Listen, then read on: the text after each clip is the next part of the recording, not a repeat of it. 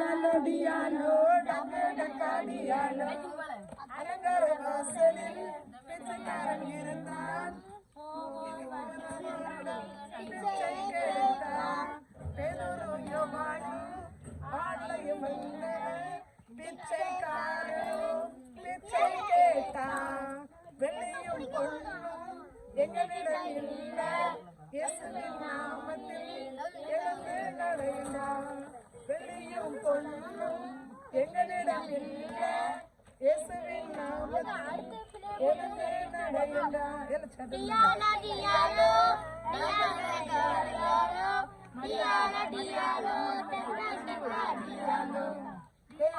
டியாலோ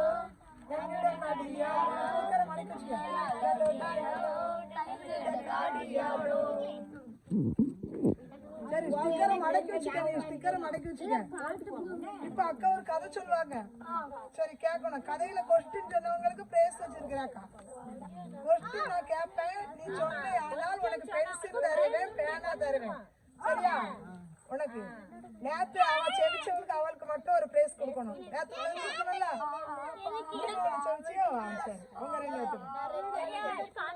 ஒண்ணுதான் உனக்கு ஒண்ணு உனக்கு கதையை கேளு கதையை கேளு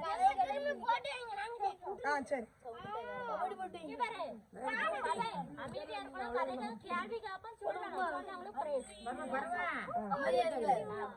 கொஸ்டின் கேட்பேன்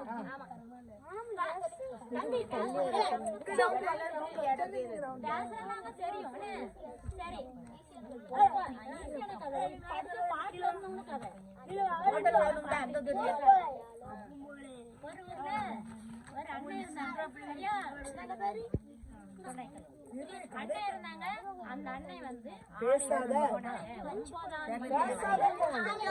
ஆலயத்துக்கு போனாங்க சர்ச்சுக்கு போனாங்க 9ஆவது மணிக்கு சர்ச்சுக்கு போனாங்க சரியா அந்த அண்ணன் பேரு என்னன்னா பேதுரு யோவான் பண்ணாலும் அந்த பாட்டுல இருக்குது பேதுரு யோவான்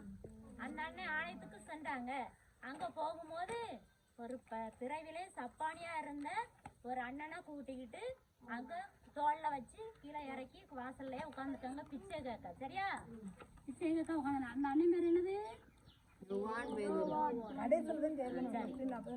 அப்புறம்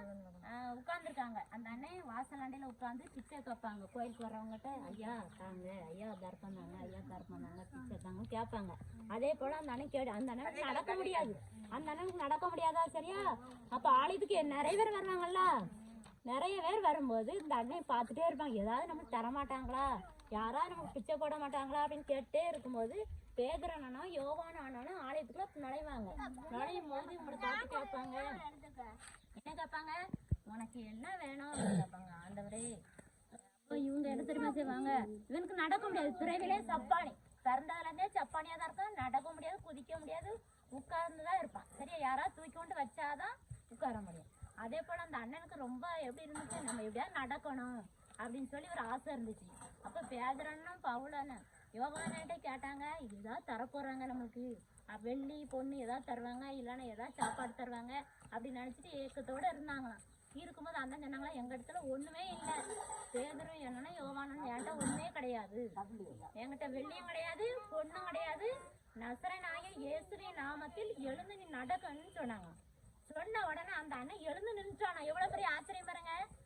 சப்பானியா இருந்த அண்ணன் எழுந்து நடக்கும் எவ்வளவு பெரிய ஆச்சரியமா இருக்கும் நடக்க முடியாத அண்ணன் நடந்தாங்கன்னா உங்களுக்கு அதிசயமா இருக்குமா இருக்காதா இருக்கும்னா அதுக்கப்புறம் எழுந்தான் நடந்தானா குதிச்சானா ஏசப்பா எனக்கு சுகம் தந்துட்டாங்க ஏசப்பா எனக்கு அற்புதம் தந்துட்டாங்கன்னு சொல்லி குதிச்சு ஓடி ஆலயத்துக்குள்ள ஓடினானா உடனே எல்லாம் அங்குள்ளவங்கன்னு நினைப்பாங்களா இது யாரு இந்த